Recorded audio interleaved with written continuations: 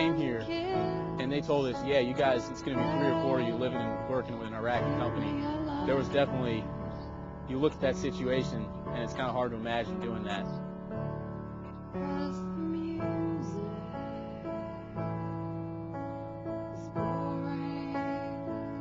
It's like any other unit. These guys are our brothers in arms. We're out here, we're sharing the same hardships, we're facing the same dangers, and you're doing everything together, so you do develop a level of trust with them.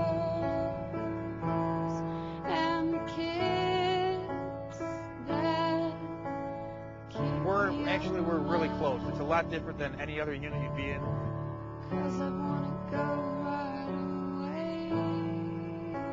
I feel we're imparting to them, a lot of the military skills that we have. Doc's teaching them first aid. Staff Sergeant Olson's working on them with things like patrolling, marksmanship. I'm talking to the platoon commanders and the company commanders, trying to get them in that mindset where they're going to be able to lead a platoon or company, make decisions, manage their NCOs, and make things happen the way they're supposed to be happening.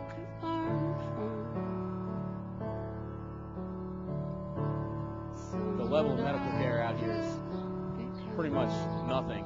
These people don't really have doctors or hospitals that they can get to easily. So for them, having a Navy corpsman out here, that's really the best medical care a lot of them are ever going to see in a long time. So doing things like that, we can try to help get the civilian population on our side.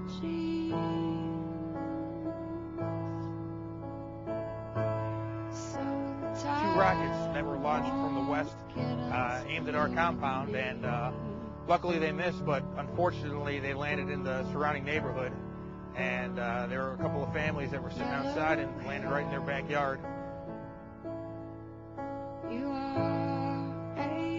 4 of them were ended up flown to Balad for further treatment, and they're all back and fine now, so it was we all did good.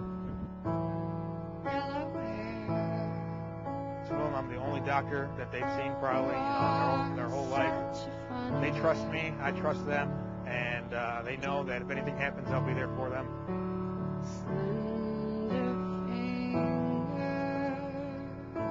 It's definitely safer now than it was when we started. There's a lot of things going on here.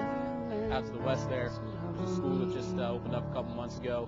When we first got here, the area was so unsafe that people, they didn't feel safe sending their kids to school. Now they do, so that's definitely a measure of improvement. The local population is a little more friendly towards U.S. forces now. They come up and volunteer information, tell us things that can help us fight the insurgents. So progress is coming slowly, but there's definitely been measurable, observable progress in the time we've been here.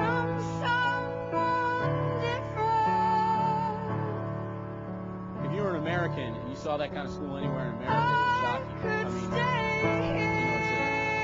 a half-bombed out building, no power, no electricity, no glass in the windows. It's just basically this empty building that they're having a school in.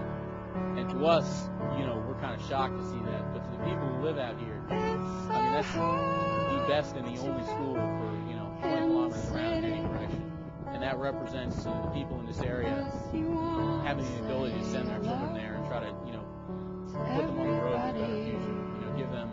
Give them something, some kind of opportunity other than being unemployed or being a shepherd or whatever. So it's something that means a lot to the community.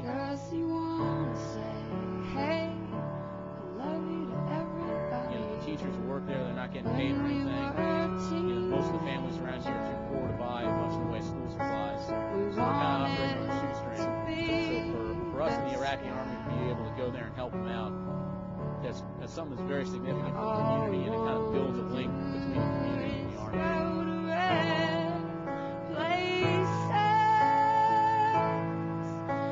You really got to look at it in the very long term. Day to day, sometimes you might not see a whole lot of change. Sometimes you might even see, sometimes there's going to be hiccups and stumbles.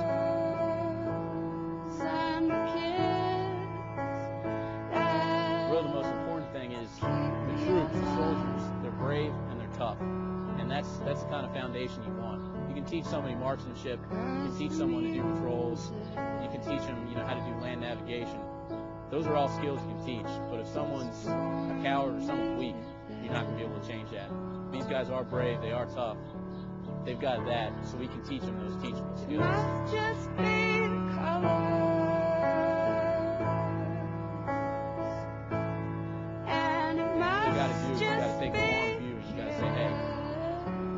things considered, in general, are we doing better now